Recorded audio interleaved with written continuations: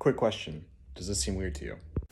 Just wanted to follow up with you on the budget. Do you think it will be passed? I know you've worked hard this session to work with your fellow legislators.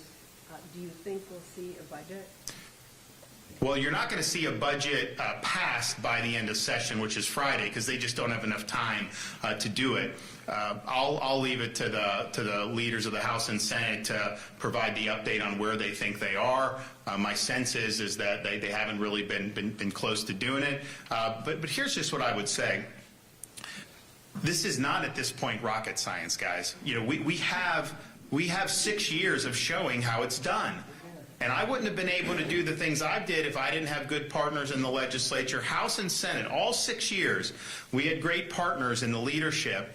And so now we're in a situation, do you want to continue paying down debt at an accelerated rate to save taxpayer dollars? Yeah, I want to continue to do that. Do you want to continue to support teacher pay increases? Yeah, I want to continue to do it. Do you want to continue to cut taxes? Not for Canadian tourists, but for Floridians and things like property taxes. Yeah, I want to keep doing that. Do you want to continue our support for no tuition increases at higher education? Yeah, I don't want Florida residents paying more tuition. Do you want to keep supporting law enforcement and our highway patrol, or do you want to defund positions and body armor like the House budget had? So do you want to continue supporting natural resources, Everglades restoration, springs, water quality that have been hugely successful in Florida? So we've had broad agreement that this is kind of the way to go.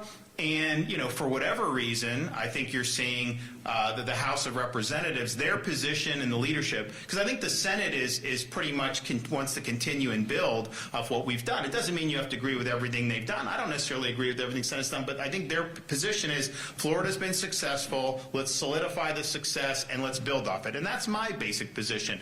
I think the House's position has been, well, you know, the governor has gotten everything he wants. If that seemed weird to you, here's a little more context. Florida's governor, Ron DeSantis, is in hot water after $10 million from a Medicaid settlement mysteriously ended up funding political campaign events against weed legalization. In 2024, Florida settled with a healthcare giant, Centene, for overbilling Medicaid. $67 million was supposed to go back to taxpayers, but $10 million was quietly diverted to Hope Florida, a charity run by DeSantis' wife, Casey DeSantis. Instead of helping families, the money was funneled into dark money groups fighting marijuana legalization. This wasn't just shady, it may be illegal. Medicaid funds must go back to healthcare services and non-political campaigns. The anti-marijuana campaign helped kill Amendment 3 on the state's ballot measure, which had about 57% support, but needed 60% approval to be enshrined in the state's constitution. Now, Florida Republicans are investigating Ron DeSantis' team for fraud and money laundering. His former chief of staff and now Attorney General, James Upmeyer, is implicated in texts and coordinating the transfers.